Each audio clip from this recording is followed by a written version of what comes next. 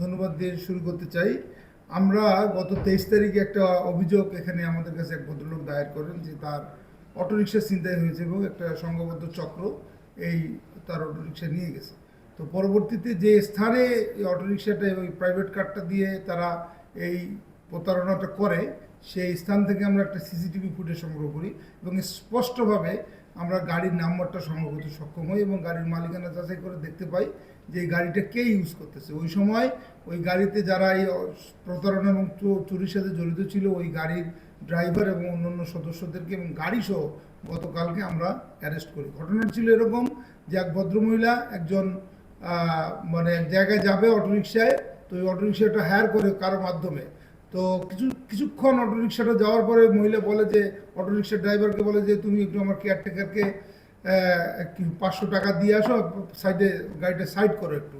তো গাড়িটা সাইড করার পরে ওই অটোরিকশার ড্রাইভার কেয়ারটেকারের কাছে যখন যায় তখন ওই সংঘবদ্ধ চক্রের অন্য ব্যক্তিরা অটোরিকশা সহ অটোরিকশাটা চুরি করে নিয়ে যায়, আর ওই মহিলা পিছনে যে গাড়ি ছিল প্রাইভেট কার সেখানে উঠে উধাও হয়ে যায় স্থান থেকে। তো তাৎক্ষণিকভাবে ওই ভদ্রলোক আমাদের কাছে এসে অভিযোগ করে এবং আমরা এই অভিযোগটি আমলে নিয়ে ছায়া তদন্ত শুরু করি এবং গতকাল রাতে এই প্রাইভেট কারের যারা ছিল তাদেরকে প্রাইভেট কার সহ এবং যার কাছে অটোরিকশাটা বিক্রি করেছে এই প্রাইভেট কারের ব্যক্তিরা তাকে সহ আমরা 4 জনকে গ্রেপ্তার করতে সক্ষম হই। এই ছিল আর কি, যেটা আপনাদের যদি কোনো ফার্দার কোশ্চেন থাকে।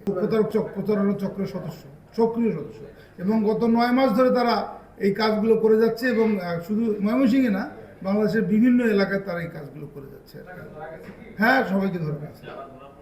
হ্যাঁ, এটা মামলা ছিল। এগুলো নিয়ে আমাদের ওই যে তারাকান্দায় একটা গ্যারেজ আছে, তারা মোস্তফার গ্যারেজ, এই মোস্তফার গ্যারেজে তারা এগুলো বিক্রি করতো এবং মোস্তফা তাৎক্ষণিকভাবে এই মানে কি বলে যন্ত্রাংশ খুলে গাড়িটাকে একদম মানে করে ফেলতো আর কি, যে আগের অবস্থায় থাকতো না গাড়িটা। তো নতুন করে ওই গাড়িটাই উদ্ধার করা সম্ভব হয় নাই, তবে তাকে আমরা জিজ্ঞাসাবাদ করতেছি। পুরো চক্রটাকে আমরা অ্যারেস্ট করেছি আর কি। মোস্তফা আমাদের হেফাজতে আছে। কারটা ছিল এই যে প্রতারণা করে, এই প্রাইভেট কারটা একজন মালিকের ওনার কাছ থেকে 30,000 টাকা ভাড়ায় সে রেন্টে কারে চালায়, কিন্তু আসলে রেন্টে কারে চালায় না, সে কাজ করে এটা। আমার মনে হয় 52,000 টাকা দিয়ে ওই ইয়েটা বিক্রি করে দিয়েছে, যে গাড়িটার দাম ছিল 1,30,000 টাকা। আছে এবং প্রায় 6-7 জন আছে আরও, আমরা ওদেরকেও অ্যারেস্ট করবো। তারা আমাদের গ্রিপের মধ্যেই আছে, আমাদের নেটের মধ্যে আছে। আমরা একটু সময় লাগবে কিন্তু অ্যারেস্ট করে ফেলবো।